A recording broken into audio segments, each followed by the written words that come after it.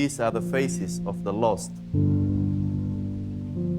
The mothers, fathers, brothers, sisters, sons and daughters, missing at sea when the boat bringing them from North Africa to Europe sank. Nearly 500 people died in the Mediterranean on April 13th, including around 50 children. Thousands have died trying to get to Europe, and we know very little about them. Often, they are just numbers. So I have spoken to relatives and tried to piece together some of their stories.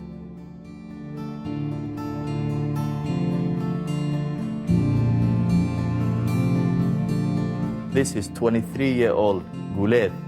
He is from Somalia and had big dreams to help his family. Poetry was his passion. He was shy, funny, popular with his friends.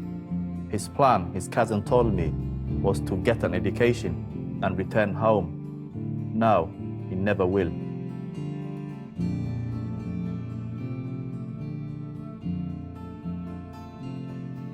Also on the boat, a couple in love, Ahmed and Kausar.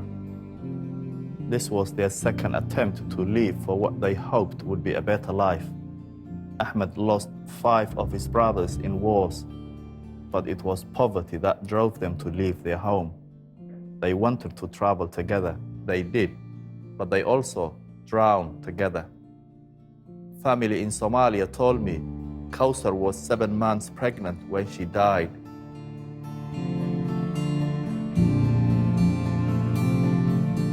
Survivors from that night all told me they were traumatized by one story. Fardous and her baby girl. As the journey began, the group were traveling on small boats. Fardous's baby became distressed and suddenly died. Fearful of being caught with the body on board, the smugglers forced the young mother to throw her dead baby into the sea. She pleaded with them, survivors told me, to let her bury her daughter when they reached land. But the smugglers refused. She was then forced to do the unthinkable. The group transferred to a larger boat. It was that boat that sank, and Fardous died alongside the other hundreds of victims.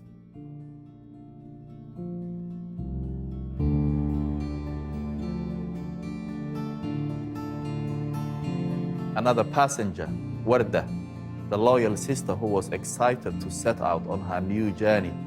Her cousin told us she was a wonderful person, fiercely independent and determined to get to Italy.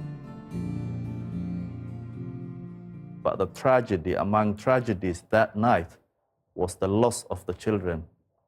Around 50 died. We know of only one child that survived.